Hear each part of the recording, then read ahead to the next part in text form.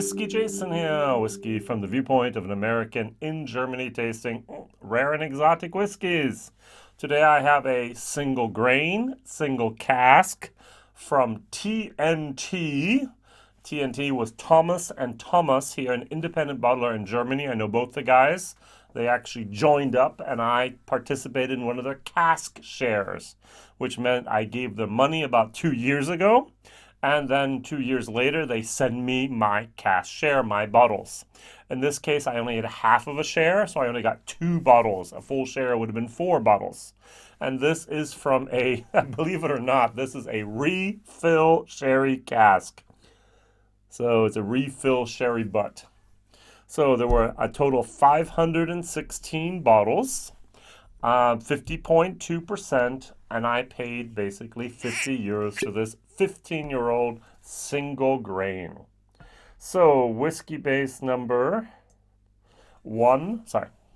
201-969.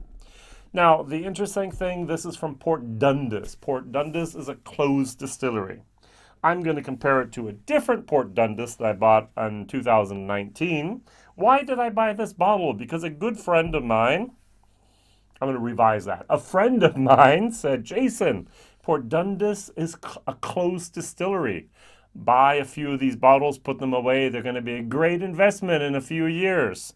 So what did Jason do? He bought a bottle, he put 2 away, and I look online and see that absolutely nobody, and I'm going to use the word no one, is looking for 2006 Port Dundas. It's exactly the same price I paid 3 years ago. And that's actually without inflation. I'm losing money by having these bottles around. So here, I don't know what's going to happen. This was about 40 euros. This is 50 euros. This is 13 years of age. This is 15 years of age. Both of those are from 2016. The color here is actually much, much darker than the color here. You can actually see that. This was more in a first or second fill bourbon cask or casks. All right, so Port Dundas. Let's talk about those guys for a tiny, tiny little bit here. So it's very interesting that we have the history of Port Dundas. We have a distillery that started in 1811. 1811 is a long time ago. So when they started there, they actually started by Daniel McFarlane, and they were in Glasgow on the harbor, and they were up on a hill, and you could have a smokestack, a chimney you could see there from miles around. And 2 years later, a second distillery was established right next door to it. And so what happened is in both of these distilleries, we had the revolution. What do you mean? So over here in Europe, we had the revolution from the people that were Catholic first and they became Lutheran or Reformed or evangelical. So Protestant, basically. And what happened was in the Scotch whisky industry around 1945, we have this guy, Coffey, Mr. Coffey. He came with his continuous stills and said, hey, let's make whiskey. And so it didn't really work out. And Ireland, so he went over to Scotland and said, I think we can do this a little bit better. And they did it a little bit better. And so they actually refitted both of those distilleries that later they merged together in the 1860s, and they both had column stills. And so they were making whiskey for blended Scotch. And ever since then. Now, those two companies joined together in the 1860s, and they become one of the cornerstones of the DCL, Distillers Company Limited, that started 1877.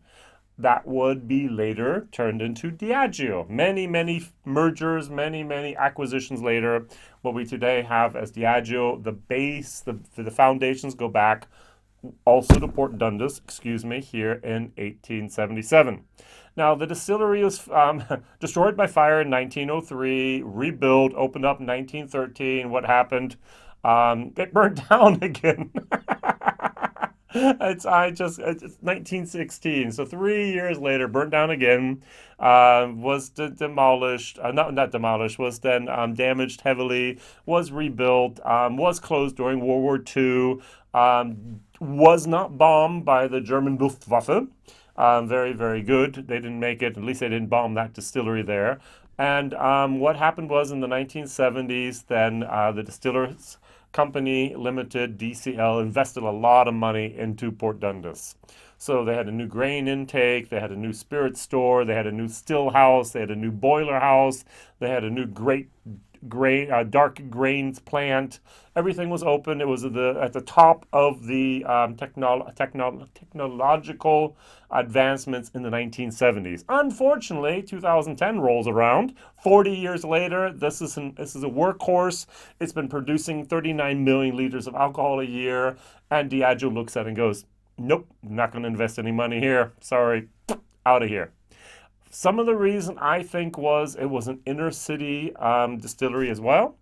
And what they did is they redeveloped the entire block basically into condominiums. And they made a lot of money by selling that instead. They have some commercial places down below. They have condominiums. It has a wonderful look over the bay, over the water there, and it's much, much better now. So there is no more Port Dundas. 2010 closed, 2011 demolished, and it used to be used with Johnny Walker, J&B, Bell's, Black and White, That 69, Hague, and even the White Horse were all brands owned back then by Diageo or earlier by DCL.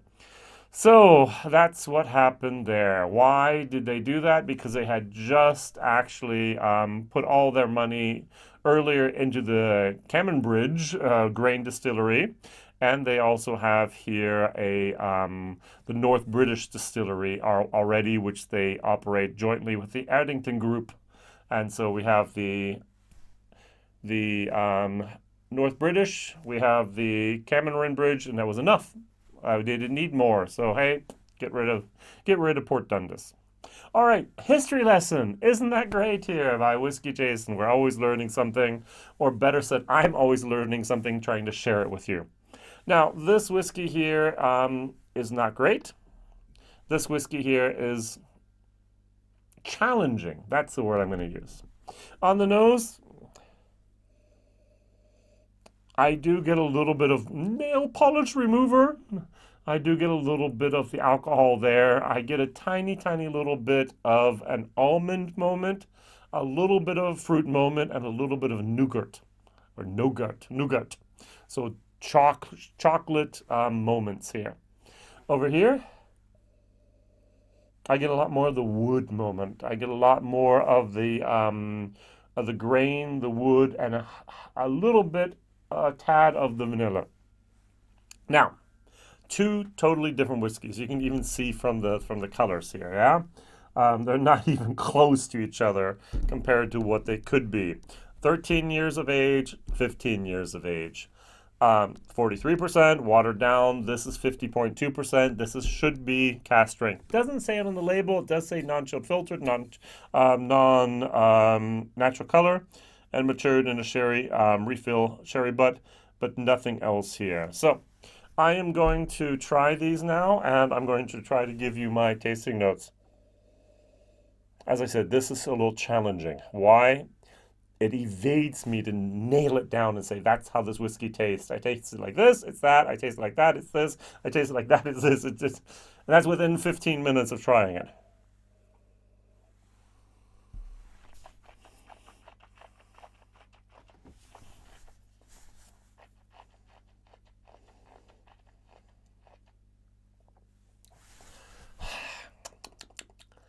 Now, what is really, really weird with this whiskey is, and it's not my glass, all right? It's as if I had a glass which had Lefroy in it the night before. And imagine I had the Lefroy cask, the Lefroy glass. The day before I used it, I pulled it back for this, and there's no Lefroy in there, but that Lefroy residue is there. And I pour this in there. And there's just that tad of a smokiness, of that peatiness is somewhere in there. Is it chocolate? Is it maybe the tannins here from the European oak that have been so sucked out and abused and misused over the last decades that that's something I get instead? What am I actually tasting? And I can't nail it down, and it really, really bothers me. It's in the back of my brain. It's like, it's a little bit of peat. No, it's a little bit of a nougat. No, it's a little bit of a walnut. No, it's a little bit of then the fruitiness. And I just can't agree with myself on what this really is. I'm going to add a little bit of water to it. I'm going to take it down to purposely around the 40%. I feel that the 50.2% and the 15 years of age are not yet there where it could be. It's not presenting the whiskey in its best possible form. I prefer older single grains from Scotland. I love young single grains from Ireland. It's amazing what they can do over there. But most of the stuff I've had from Scotland, you need a tired cask, you need a third fill hogshead, and just let it set for 30 years, and usually I'm happy.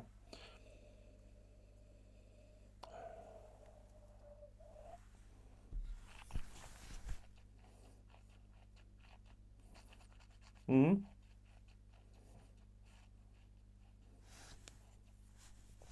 Much better. And towards the end, it's a little bit of bitterness. It's a little bit of that, as if it's a residual peat smoke. As if, oh, I know what I'm going to say. Yes, now I might be totally, totally wrong here, but this is what I'm getting as an image in my head. I'm getting an ex-sherry refill butt that was used 20, 30 years ago for a peated, peated bottling, peated spirit. And then it's been used twice since then for non-peated spirits. And then you put this in there, and that's what I'm getting. And if you're blending for the blending industry and you're going to use peated whiskey anyways a little bit, hey, a little bit of peat in your grain, who cares? Not going to matter. I can just blend that in there right away.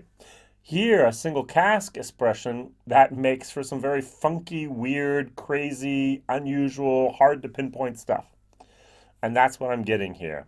Now, I must admit that TnT, Tom in particular, the other from Anna Alba, I work with him together actually in a fairly regular basis. We have to do things together almost every week now at the moment, which is great. I once had a Glengoyne from him. And that Glengoyne, it was also cask share, had somehow ended up into a peated cask. So I actually had a peated Glengoyne. I tried it 3 times on 3 different occasions, and I sold my bottle immediately and also bottles I had. And there were people out there lining up to buy these bottles because there had never been a peated Glengoyne before in their lives. And I just didn't like it. And other people were like, this is the best stuff ever. And that's what I'm getting here a little bit. It's like, oh, there's a little bit of a funky weirdness going on here with that cask. Who knows where that cask what that cask had seen in its previous lives, you know? And I might actually just contact Tom and ask him, my video's over, I'm not going to publish it. Could you tell me more about the history of the cask? Am I right? Or if I'm totally wrong? I might be actually just barking up the wrong tree. So who knows? Now this, on the other hand,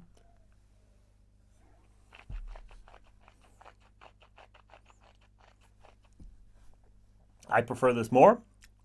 It's a solid, clearly identifiable single grain that's not wow. You do have the vanilla, you do have a little bit of the almond in there, you do have a little bit of the wood, but you have a lot of alcohol at 43% and 13 years of age.